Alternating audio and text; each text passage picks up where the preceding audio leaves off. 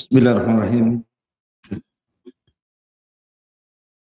Assalamualaikum warahmatullahi wabarakatuh. Alhamdulillah wassalatu wassalamu ala Rasulillah wa ala alihi wa sahbihi wa mawalah wa la haula wa la quwata illa billahi wa ba'd. Kita lanjutkan kembali kajian kita yang masih membahas Siratul Mustafa alaihi salatu wassalam,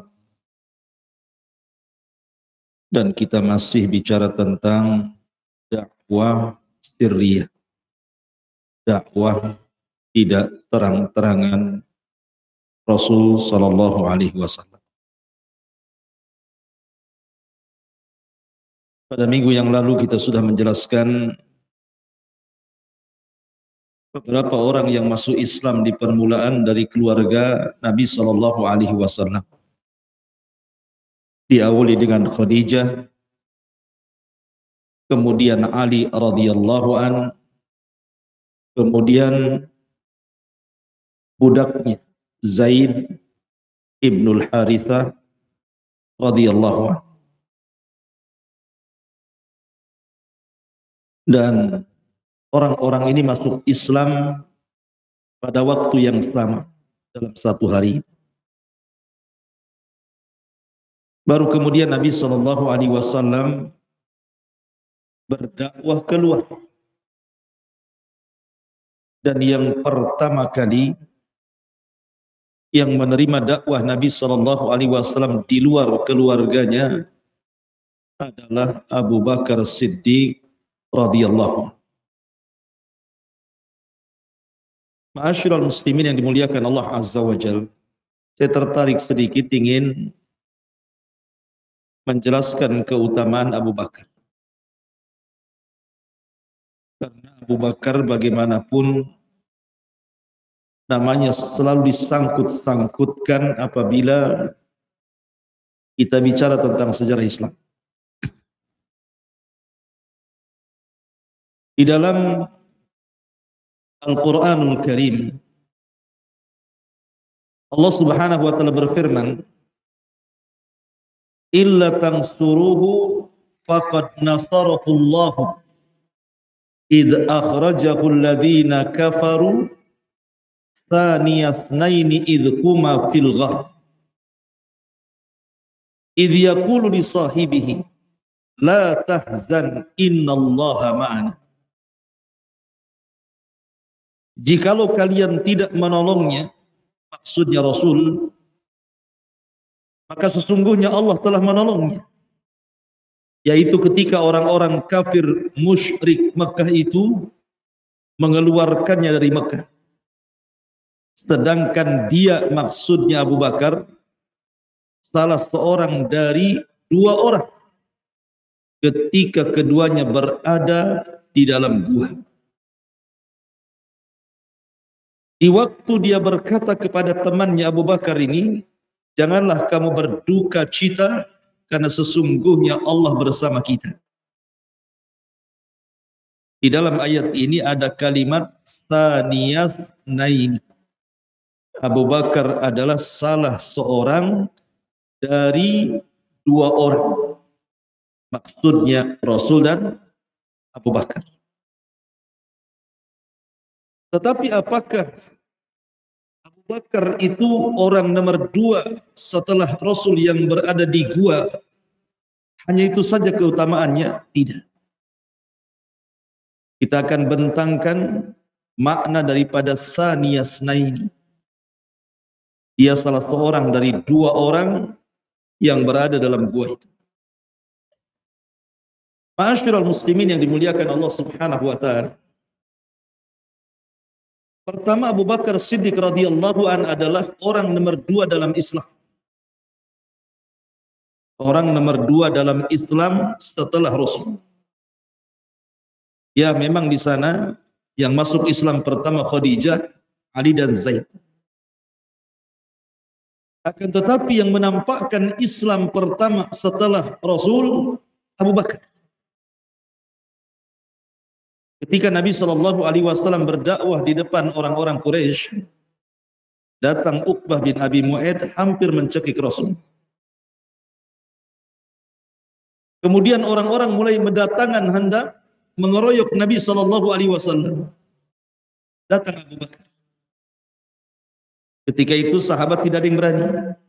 Bahkan Abdullah ibn Mas'ud radhiyallahu an sembunyi, takut. Karena di permulaan dakwah itu kaum muslimin hanya bisa dihitung dengan jari, sementara orang-orang musyrik ribuan. Tetapi Abu Bakar Siddiq radhiyallahu an datang menemui Nabi SAW dan menolong Rasul dan mengatakan, ataqtuluna rajulan yaqulu rabbi Allah. Ngapain kalian hendak membunuh orang yang mengucapkan Rabb kami Allah? Lepaskan dia. Tiba-tiba kemudian orang-orang musyrik pun melepaskan Rasul, berbalik mengeroyok Abu Bakar. Sampai hampir Abu Bakar mau mati. Pingsan. Kemudian Abu Bakar dibawa pulang dalam kondisi pingsan itu. Ketika siuman, ketika ibundanya meminta Abu Bakar untuk minum dan makan, Abu Bakar yang pertama kali mengucapkan, ma fa'alan nabiyyu sallallahu alaihi wasallam. Apa yang dilakukan Nabi sekarang? Selamat tidak?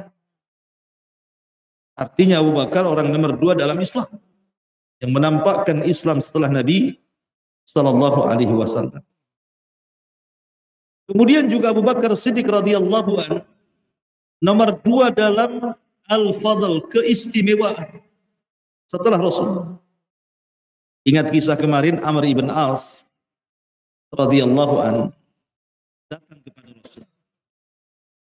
Amr bin As ini bertanya kepada Rasul dengan harapan jawaban Rasul ketika ditanya siapa manusia yang paling kau cintai, itu dirinya. Itu harapan jawaban Nabi. Maka Amr bin As bertanya, ya Rasulullah, man ahabbun nas ilaika, siapa yang paling dicintai dari kalangan manusia kepadamu? Maunya Amr, Rasul mengatakan engkau. Tiba-tiba Rasul mengatakan Aisyah. Aisyah yang paling kucintai. Kemudian Amr menyusul lagi pertanyaannya. Wa minar rijal, itu kan dari perempuan Rasul. Dari laki-laki siapa? Tujuannya supaya Rasul mengatakan kamu. Tiba-tiba Rasul mengatakan Abu Bakar. Kemudian siapa lagi? Umar. Kemudian siapa lagi? Utsman. Kemudian siapa lagi? Disebutkan terus. Kata Amr bin As, saya nomor berapa Rasul? Kamu nomor 21. Tetapi dari sini Nabi SAW menyebutkan apa? Ketika Amr bin As radhiyallahu an mengatakan wa minar rijal, siapa dari kalangan laki-laki? Pertama disebut kalimat Abu Bakar. Abu Bakar baru Umar. Artinya secara keistimewaan Abu Bakar menjangkau seluruh. Kemudian juga Abu Bakar Siddiq radhiyallahu an nomor 2 setelah Nabi sallallahu alaihi wasallam fil istisyar. Istisyar itu artinya Rasul kalau ada masalah maka pertama kali mengajak diskusi sebelum dengan sahabat yang lain, Abu Bakar yang dipanggil. Istisyar artinya. Suatu ketika Hafsah suaminya mati syahid, kemudian menjanda. Maka Umar ibn Khattab radhiyallahu anhu sebagai ayahnya ingin mencarikan jodoh Hafsah. Datang dia kepada Utsman. Utsman, maukah kau menikah dengan putriku Hafsah? Tapi Utsman tidak ada keinginan untuk menikahi Hafsah. Kemudian Umar datang kepada Abu Bakar. Wahai Abu Bakar, maukah kau menikah dengan putriku Hafsah? Utsman masih mendingan jawab. Abu Bakar tak jawab sama sekali. Gondoklah Umar ini. Akhirnya kemudian setelah belakangan rupanya datang Nabi SAW meminang Hafsah. Barulah Abu Bakar buka suara. Ini Umar, waktu engkau tawarkan putrimu Hafsah kepada aku tidak mau bicara. Kenapa? Karena Nabi SAW pernah menyebut-nyebut putrimu. Artinya bahwa Nabi SAW bermusyawarah dengan Abu Bakar sampai menyebut Hafsah. Jadi Nabi SAW itu sebelum yang lainnya pasti bicara dengan Abu Bakar dulu. Karena dia orang nomor 2 setelah Nabi SAW dalam bermusyawarah. Kemudian juga Abu Bakar Siddiq radhiyallahu anhu juga nomor 2 dalam jihad. Nomor 2 dalam jihad. Dalam perang Uhud, kaum muslimin kan kalah. Lain dengan perang Badar menang. Dalam perang Uhud kalah kaum muslimin. Ketika kemudian ada isu Nabi SAW terbunuh oleh Ibnu Qami'ah. Ibnu Qami'ah ini salah orang, disangkanya Nabi padahal bukan Nabi. Karena ada seorang sahabat itu mukanya persis dengan Nabi. Badannya, perawakannya ada yang persis dengan Nabi. Namanya Mus'ab ibn Umair. Itu persis mukanya dengan Nabi. Mirip-mirip dengan Nabi kalau dalam peperangan itu. Ibnu Qami'ah ini berhasil membunuh Mus'ab ibn Umair dalam perang Uhud. Disangkanya Nabi, berteriaklah dia, qataltu Muhammadan, qataltu Muhammadan. Aku sudah bunuh si Muhammad, aku sudah bunuh si Muhammad. Tersebarlah berita wafatnya Rasul di perang Uhud. Ketika tersebar berita meninggalnya Rasul, perang terhenti. Berhenti perang. Kenapa? Karena memang tujuan orang-orang musyrik membunuh Nabi. Kalau sudah Nabi terbunuh, selesai lah kan begitu. Itu tujuan mereka. Berhenti perang. Karena malam-malam ikhwatul fiddin muliakan Allah Azza wa Jalla, perang ini Abi Sufyan bintu Harb, Sufyan ibn Harb pemimpin perang Uhud ini berteriak, "Afikum Muhammad, afikum Muhammad." Ada orang namanya Muhammad di situ.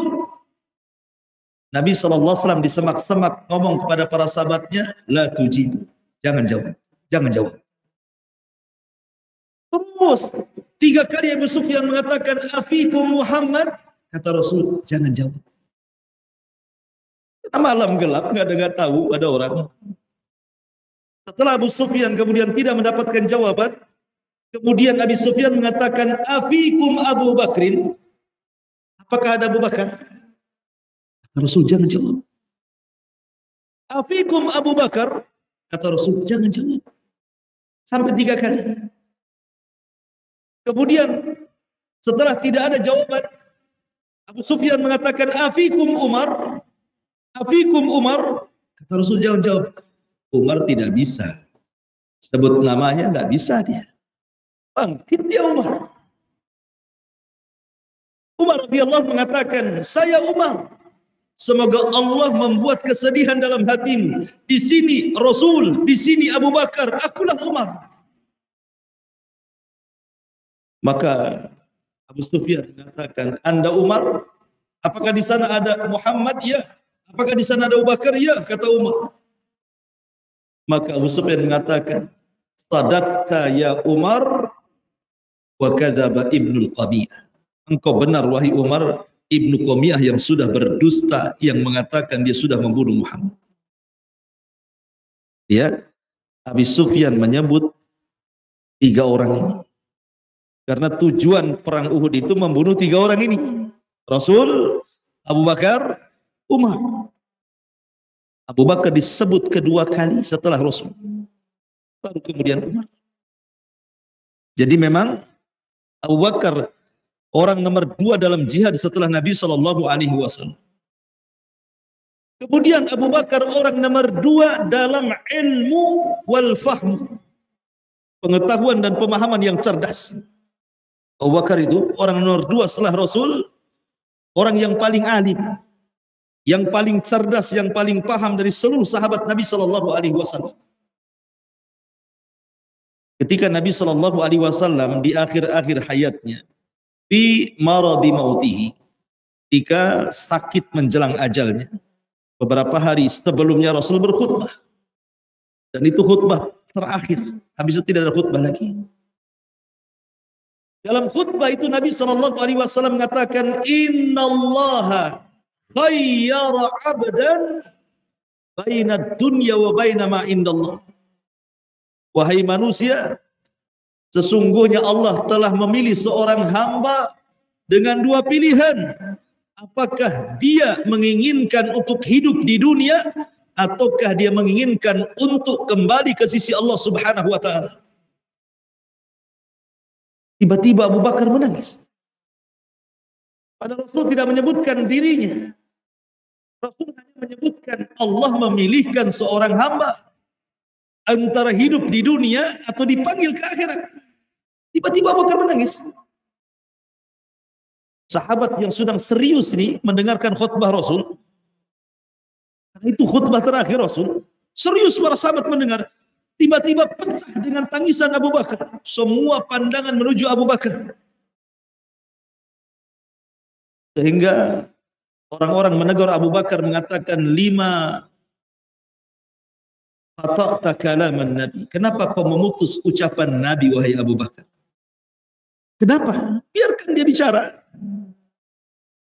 Tiba-tiba Abu Bakar makin berteriak, fadainaka bi abaina, fadainaka bi ummahatina, fadainaka bi amwalina, fadainaka bi abaina, bi auladina. Wahai Rasul, kami tebus dengan bapak-bapak kami, dengan ibu-ibu kami, dengan harta-harta kami, dengan anak-anak kami, asal jangan kau tinggalkan kami. Makin berteriak Abu Bakar. Disuruh diam malah ngomong. Di situ ada sahabat namanya Abu Sa'id Al-Khudri radhiyallahu anhu. Kata Abu Sa'id Al-Khudri radhiyallahu anhu, sungguh Abu Bakar sangat cerdas memahami kondisi. Bagaimana dia paham ucapan Nabi SAW yang ketika itu tidak ada sahabat yang paham dengan maksud Nabi. Ketika Allah mengatakan sesungguhnya Allah memilih seorang hamba antara tinggal di dunia ataukah kembali ke akhirat, ke sisi Allah Subhanahu wa ta'ala. Setelah beberapa hari setelah khutbah itu Rasul meninggal. Berarti kalimat abdan dalam khutbah itu adalah Rasul sendiri. Di sini kata Abu Sa'id Al-Khudri, demi Allah tidak ada orang yang lebih paham dibandingkan Abu Bakar. Dari sini menunjukkan bahwa Abu Bakar orang nomor 2 setelah Rasul fil ilmi wal fahmi, dalam ilmu dan dalam pemahaman. Kemudian juga Abu Bakar Siddiq radhiyallahu an, orang nomor 2 setelah Rasul dalam salat. Ketika Nabi SAW sakit, Rasul memanggil siapa? Aisyah Ummul Mukminin radhiyallahu anha. Dan mengatakan, ya Aisyah, muru Abu Bakrin bi an yusalliya bin nas. Perintahkan ayahmu Abu Bakar, tolong imami manusia. Aku tidak sanggup bangun. Aisyah radhiyallahu anha ketika itu tidak setuju, tidak sepakat.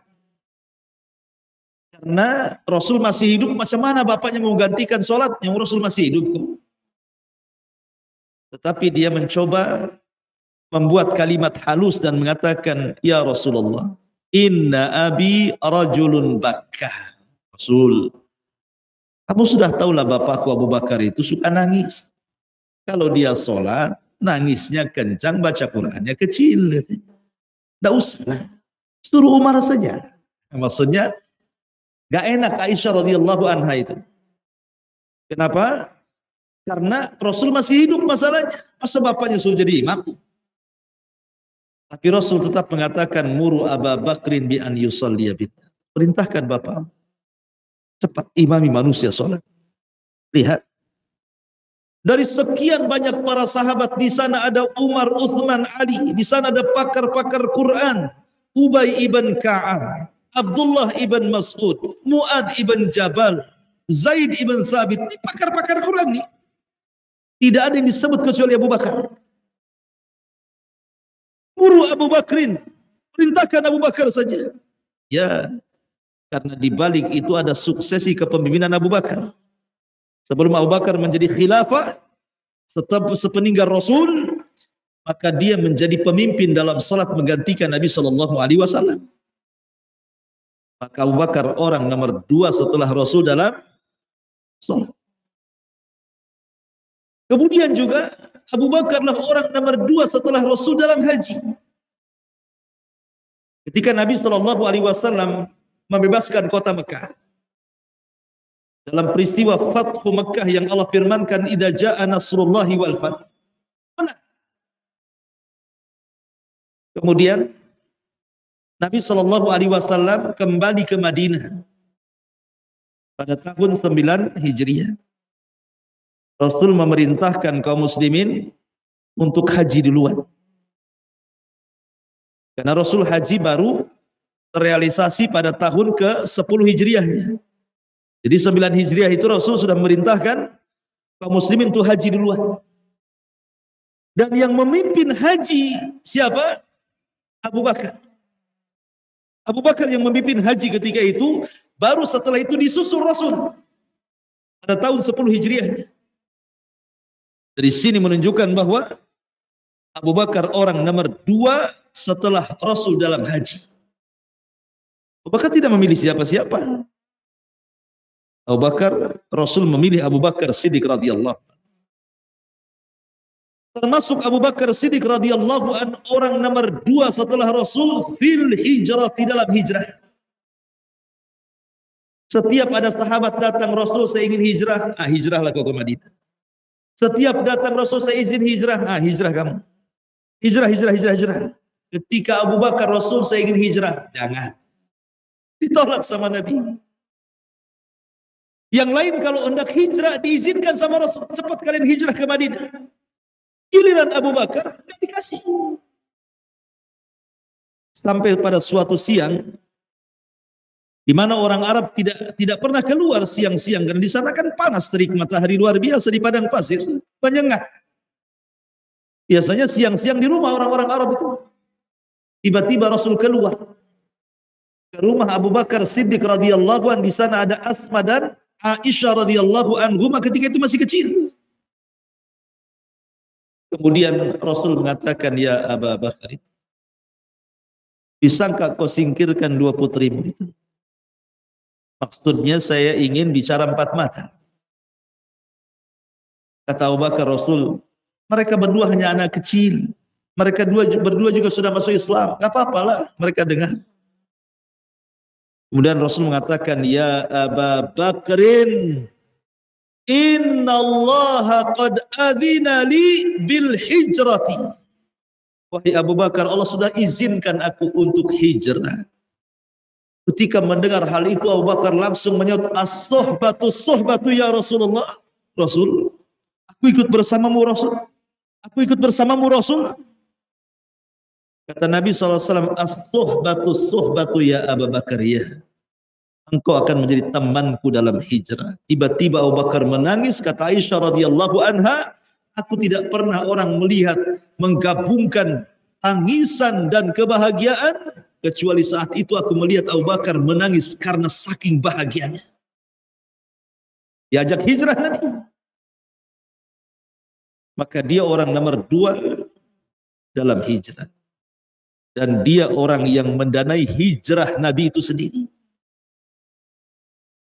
Dan dalam perjalanan Abu Bakar Siddiq radhiyallahu anhu juga orang nomor 2 ketika bersembunyi di Gua Hira. Karena ketika hijrah itu tidak langsung berangkat ke Madinah. Rasul masih tetap tinggal 3 hari di Mekah untuk mengelabui orang-orang musyrik. Sembunyi di sebuah gua yang disebut dengan Gua Thur. Gua Thur. Gua Thur ini masih di Mekah, bukan Madinah. 3 hari di Gua Thur itu Rasul. Yang Allah Subhanahu wa taala firmankan di sini, idhuma fil ghari id yaqulu li sahibihi la tahzan innallaha ma'ana.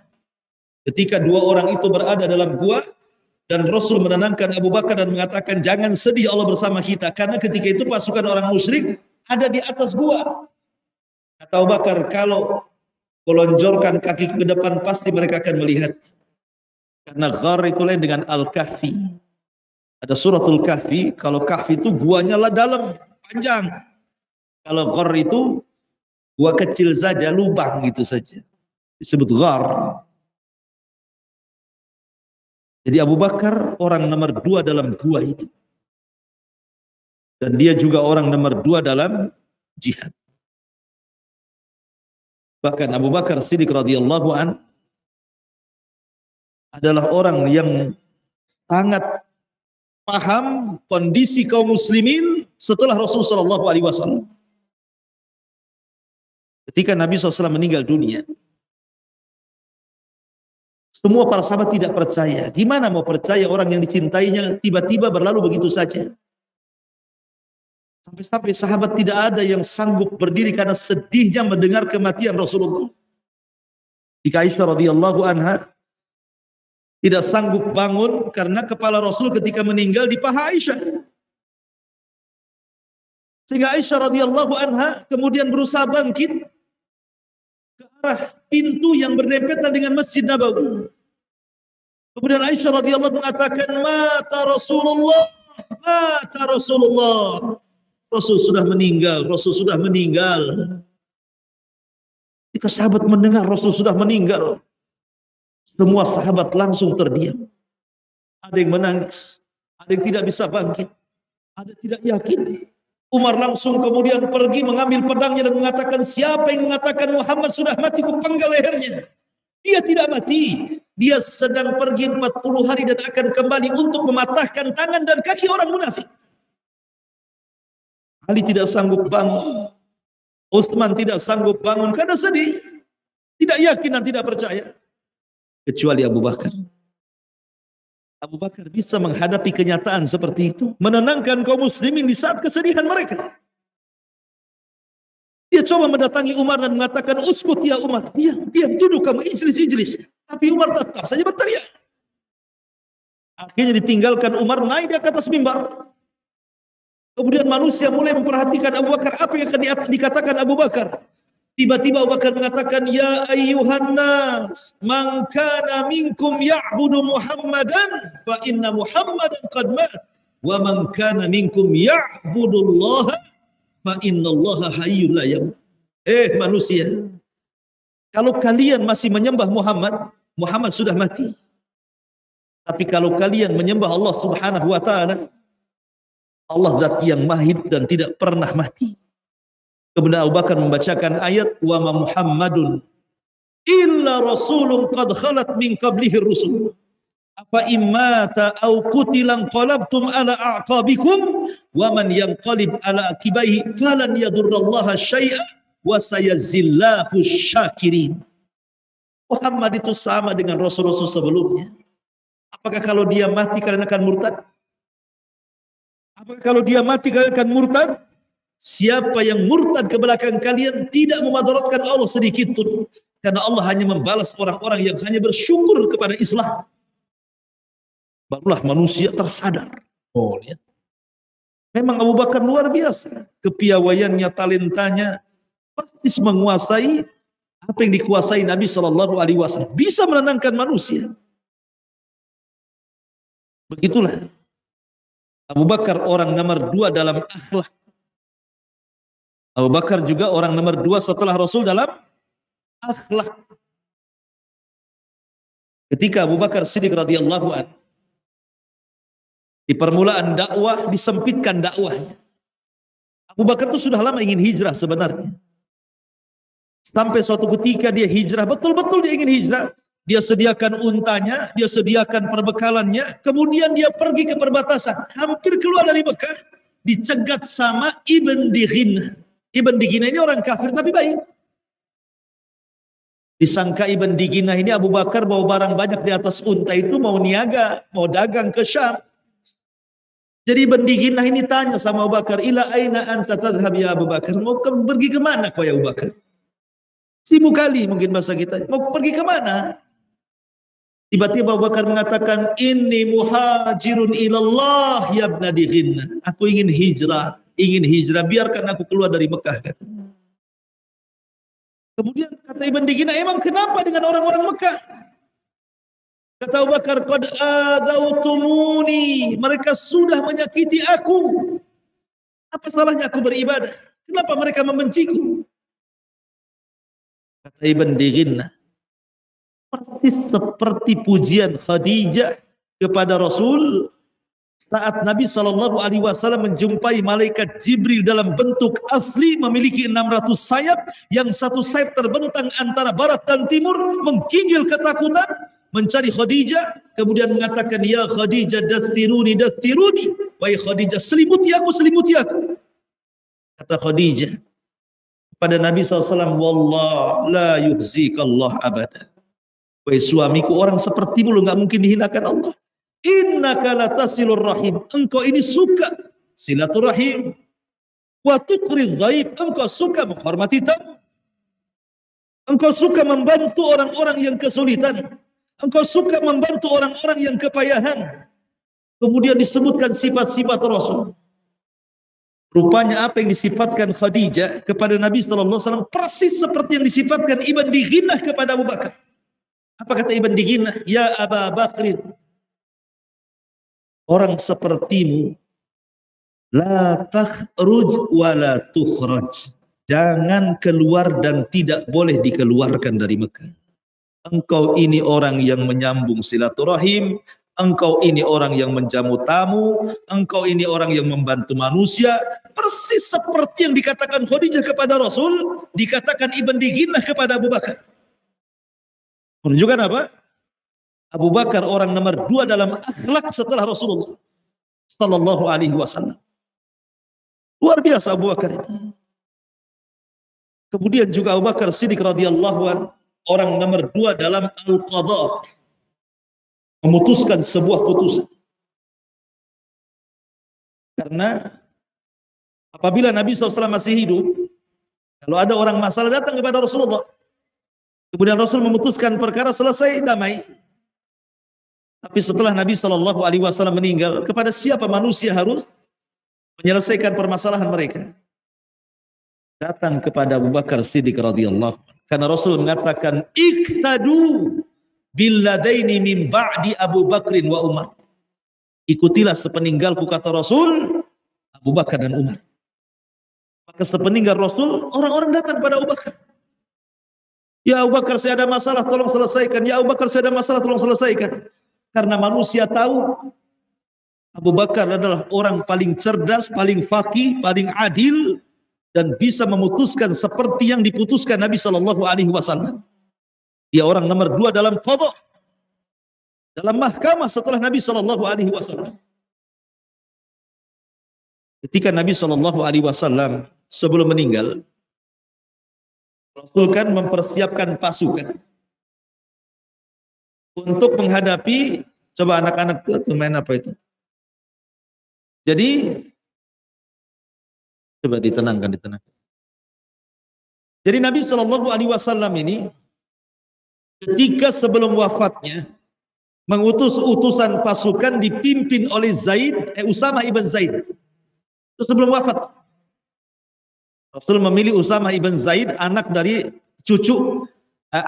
Zaid ibn Harisah, anak angkat Rasul, punya anak namanya Usamah bin Zaid. Masih muda, umurnya baru belasan tahun. Ya 19 tahun atau 18 tahun gitu. Dipilih jadi pemimpin perang. Padahal pasukannya ada Umar, ada Uthman, ada Ali. Itu bayangkan. Masih muda. Ini pula yang jadikan alasan siapa? Uthman ketika didemo oleh orang-orang Khawarij. Alasannya Uthman menempatkan pemimpin-pemimpinnya sigharus sahabat dan meninggalkan kibarus sahabat. Sahabat-sahabat junior jadi pemimpin, sahabat-sahabat senior kok tidak angkat, katanya. Kata Utsman, apa salahnya? Rasul pernah mengangkat Usamah bin Zaid. Usamah bin Zaid masih kecil, di belakangnya Abu Bakar, Umar, Uthman, Ali, gitu kan, senior-senior. Apa salahnya Rasul pernah melakukannya, kata Utsman. Ketika itu Rasul mempersiapkan untuk melawan orang Romawi. Karena kekalahan orang Romawi di Mu'tah, mereka mempersiapkan pasukan, maka Rasul siap menghadapi pasukan dengan memimpin Usamah ibn Zaid menjadi pemimpinnya. Tapi sebelum diberangkatkan pasukan itu, datang kabar Rasul meninggal dunia. Sementara pasukan ini sudah jalan, sudah jauh. Rasul meninggal. Maka pasukan terhenti. Bingung mereka. Ini Rasul sudah meninggal. Siapa yang memerintahkan kita? Kemudian mereka pun tahu bahwa Abu Bakar menggantikan Nabi SAW menjadi khalifatul ula, khalifah pertama dalam Islam. Sekarang kemudian pasukan ini bingung, apakah kita harus kembali ke Madinah ataukah meneruskan perjalanan? Maka diutuslah oleh pasukan ini untuk menanyakan kepada Abu Bakar yang ketika itu sudah jadi khalifah. Kira-kira Abu Bakar, apa yang kami harus lakukan? Lanjut atau pulang? Di saat yang sama terjadi pemurtadan besar-besaran. Hampir semua kabilah-kabilah Arab murtad.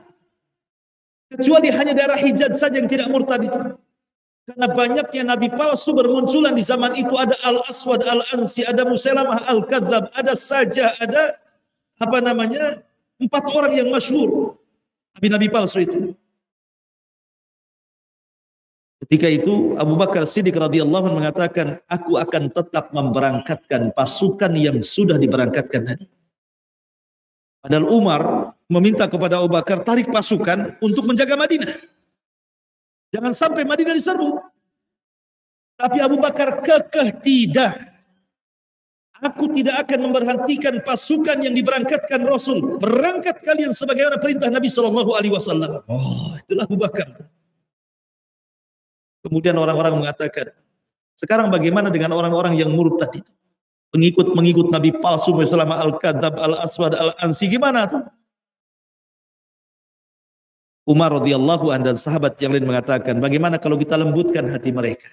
Kau seperang. Pasukan nggak ada. Pasukan sudah berangkat. Kita lembutkan hati mereka saja. Kata Umar radhiyallahu anhu, kata Abu Bakar, tidak. Tidak ada melembut-lembutkan hati. Perang. Langsung putusannya perang saja. Kata Abu Bakar, tetap saya akan merangi mereka. Saya akan perangi mereka, terutama orang-orang yang tidak mau bayar zakat. Kata Umar radhiyallahu anhu, ya Abu Bakar, orang yang tidak bayar zakat itu mereka bersyahadat. Bukankah Rasul mengatakan, umirtu an uqatila nas hatta yashhadu an la ilaha illallah. Aku diperintahkan untuk memerangi manusia sampai mengucapkan 2 kalimat syahadat. Mereka sudah mengucapkannya. Kenapa kau memerangi mereka? Oh, tidak, kata Abu Bakar. Kata Abu Bakar Siddiq radhiyallahu anhu, "Lau mana'uni iqalan kanu yu'adduna fi ahdi Rasulillah sallallahu alaihi wasallam laqataltuhum ma farraqtu baina salata wa zakat." Abu Bakar Siddiq tidak. Kalau mereka berani tidak menyerahkan zakat walaupun sekecil anak unta kepadaku yang dulu mereka berikan kepada Rasul, demi Allah ku perangi mereka karena aku tidak akan membedakan antara salat dan zakat. Barulah kemudian putusan Abu Bakar ini jadi putusan mutlak. Akhirnya Umar pun diluaskan hatinya, kaum muslimin diluaskan hatinya. Akhirnya sisa-sisa pasukan yang ada di Madinah itulah yang kemudian memberantas para orang-orang yang tidak bayar zakat, para murtadin, orang-orang nabi palsu. Dan Allah tolong membuat orang Romawi takut, Persia takut, musyrik takut, munafik takut. Sehingga ulama mengatakan, demi Allah, Islam ditolong 2 manusia. Fi yaumir riddah wa fi yaumil mihnah. Di hari ketika banyak orang murtad dengan Abu Bakar Siddiq radhiyallahu an, dan di hari ketika manusia diuji dengan Al-Quran makhluk atau bukan makhluk, dengan Ahmad ibn Hanbal atau Imam Ahmad ibn Hanbal rahimahullahu ta'ala. Itulah Abu Bakar Siddiq radhiyallahu an. Memang nomor 2 dalam putusan. Dan setiap putusannya pasti cocok. Dan Allah berkahi. Tidak meleset. Abu Bakar itu orang cerdas. Ketika Abu Bakar mengangkat Khalid ibn Walid menjadi jenderal perang. Dan Khalid itu tahu kan, masuk Islamnya kan belakangan tuh. Setelah hijrah Rasul beberapa tahun di Madinah, baru datang ke Madinah bersama Amr bin As, kemudian masuk Islam. Sehingga menurut Umar, Khalid ini kurang agama karena baru masuk Islam. Kenapa kau angkat dia jadi pemimpin? Pilihlah Abu Ubaidah bin Jarrah yang sudah jelas-jelas as-sabiqun al-awwalun. Abu Bakar tidak. Aku pilih Khalid. Maka setiap peperangan yang dipimpin Khalid di masa Abu Bakar tidak pernah dikalahkan. Walaupun pasukannya nggak banyak. Ya kan? Tetapi ketika Abu Bakar meninggal, hanya 2 tahun saja memerintahkan kaum muslimin. Kemudian Umar menggantikan posisi Khalid dengan Abu Ubaidah ibn Jarrah. Kemudian Umar radhiyallahu an mengirim surat agar Abu Ubaidah ibn Jarrah memberitahu Khalid, tapi pintar Abu Ubaidah ibn Jarrah tidak memberitahu Khalid sebagai bawahannya. Sampai selesai menang baru dikasih tahu. Sebab kalau dikasih tahu saat peperangan, prajurit bisa tunggang langgang. Kenapa Khalid ya gitu? Karena orang sudah terpaut hatinya dengan Khalid. Pokoknya kalau Khalid memimpin menang, nah, gitu masalahnya. Jadi Abu Ubaidah menyembunyikan suratnya. Ketika mendengar Persia jatuh ke tangan kaum muslimin, maka Umar teringat dengan Abu Bakar. Memang Abu Bakar itu cerdas. Dia bisa menempatkan orang pada posisinya. Jadi orang cerdas itu orang yang, pemimpin yang cerdas itu pemimpin yang bisa meletakkan posisi-posisi menteri-menterinya. Memang dia layak di situ. Bukan orang yang tak layak ditaruh di situ, itu bukan cerdas namanya. Cerdas-cerdas bego sedikit lah. Masyarul muslimin yang dimuliakan Allah Azza wa Jalla. Di sini diakui oleh Umar kecerdasan Abu Bakar itu. Abu Bakar bisa loh menempatkan orang pada tempatnya itu. Itulah yang disebut dengan adil, keadilan, meletakkan sesuatu pada tempatnya, karena zalim itu menempatkan sesuatu bukan pada tempatnya. Jadi Abu Bakar Siddiq radhiyallahu an adalah orang nomor 2 fil qadha, dan dalam penyelesaian ikhtilaf. Kan? Thaniyasnain, satu di antara dua orang. Dan Abu Bakar Siddiq radhiyallahu an orang nomor 2 setelah Nabi sallallahu alaihi wasallam fil ajri, dalam pahala. Kata Nabi sallallahu alaihi wasallam, seluruh, kalau semua keimanan manusia dikumpulkan, semua manusia dikumpulkan, keimanannya diletakkan di satu timbangan. Kemudian timbangan Abu Bakar diletakkan di neraca satunya, maka keimanan Abu Bakar jauh lebih berat dibandingkan seluruh keimanan manusia, kata Nabi. Kenapa? Karena dialah yang menjadikan sebagian besar al-asyaratu al-mubashshiruna bil jannah masuk Islam. Ya kan? Di tangan Abu Bakar Siddiq radhiyallahu an, Utsman ibn Affan masuk Islam. Di tangan Abu Bakar Siddiq, Zubair ibn Awam masuk Islam. Di tangan Abu Bakar Siddiq, Abdurrahman ibn Auf masuk Islam. Di tangan Abu Bakar Siddiq radhiyallahu an, Sa'd bin Abi Waqqas masuk Islam. Di tangan Abu Bakar Siddiq radhiyallahu an, Talhah bin Ubaidillah masuk Islam. Dan mereka adalah sebagian besar 10 sahabat yang dijanjikan masuk surga.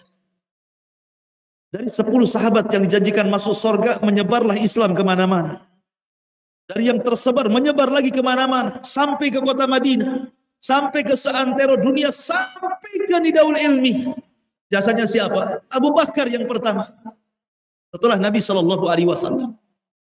Makanya dia orang nomor 2 setelah Rasul dalam pahala. Kalau bukan karena Allah, kemudian Rasul dan Abu Bakar, tentu Islam akan sulit berkembang. Seolah-olah seperti itu. Karena di awal dakwah itu kan perlu harta, ikhwan. Semua harta Abu Bakar seolah-olah harta Nabi. Makanya ketika Nabi SAW melihat Abu Bakar kemudian dikritik oleh para sahabat, gara-gara memotong ucapan dia ketika khutbah, apa kata Rasul? Da'u Abu Bakrin yatakallam. Jangan kalian berisik, biarkan Abu Bakar bicara. Semua pintu di masjid ini untuk kalian sudah tertutup, kecuali pintu Abu Bakar. Semua kebaikan kalian kepadaku sudah kubalas, kecuali kebaikan Abu Bakar hanya Allah yang bisa membalasnya, kata Rasul. Luar biasa. Siapa yang bisa menandingi kebaikan Abu Bakar? Aku tidak pernah merasa aman menggunakan harta siapapun, kata Rasul, kecuali harta Abu Bakar. Dari sini menunjukkan apa? Abu Bakar orang nomor 2 setelah Rasul fil ajri, dalam itulah makna thaniyasnaini, satu di antara 2 orang itu. Abu Bakar Siddiq radhiyallahu anhu. Ma'asyiral muslimin yang dimuliakan Allah Azza wa Jalla. Dalam dakwah sirriyah ini, maka Nabi SAW langsung menemui Abu Bakar. Subhanallah, tidak ada seorang sahabat yang masuk Islam dengan keyakinan, tidak ada keraguan-raguan kecuali Abu Bakar. Kalau yang lain diajak Islam itu masih ragu-ragu. Iyakah Muhammad itu Nabi? Masih gitu dia. Betulkah? Masih gitu. Nah, tengok dulu. Lihat dulu ucapannya. Ragu-ragu. Termasuk Umar. Kecuali Abu Bakar. Tidak ada keraguan. Ketika Nabi menawarkan Islam kepada Abu Bakar. Aslim ya Abu Bakar. Masuklah ke dalam Islam ya Abu Bakar. Langsung asyhadu an la ilaha illallah wa annaka Rasulullah. Tidak ada keraguan sedikit pun. Sejak itulah makanya wajar nempel kalimat as-siddiq di belakang kalimat Abu Bakar. Karena dia mudah membenarkan. Tidak ada keraguan. Bahkan satu keluarga, 4 generasi semua jadi sahabat Nabi Abu Bakar. 4 generasi. Bayangkan. Tidak ada 4 generasi yang semua jadi sahabat Rasul kecuali keluarga Abu Bakar. Saya runut. Bapaknya Abu Bakar siapa? Abu Quhafah. Abu Bakar itu namanya Utsman ibn Abi Quhafah. Abi Quhafah masuk Islam, jadi sahabat Nabi. Punya anak Abu Bakar, jadi sahabat Nabi. Abu Bakar punya Abdurrahman, jadi sahabat Nabi. Abdurrahman punya anak, jadi sahabat Nabi. 4 generasi, semua sahabat Nabi. Enggak ada di zaman itu yang satu keluarga masuk Islam kecuali Abu Bakar. Ibunya masuk Islam, ayahnya masuk Islam, pamannya masuk Islam, ponakannya masuk Islam, semua cucunya masuk Islam. Tidak ada satu keluarga besar yang masuk Islam kecuali Abu Bakar. Kalau yang lain suaminya masuk Islam, istrinya tidak, istri masuk Islam, suaminya tidak, pamannya masuk Islam, ponakannya tidak. Tapi di satu keluarga. Itulah keutamaan Abu Bakar Siddiq radhiyallahu an dibandingkan sahabat yang lain. Sudah Syam. Baik. Subhanallah bihamdika asyhadu an la ilaha illa anta astaghfiruka wa atubu ilaik. Allahu ta'ala a'lam. Assalamualaikum warahmatullahi wabarakatuh.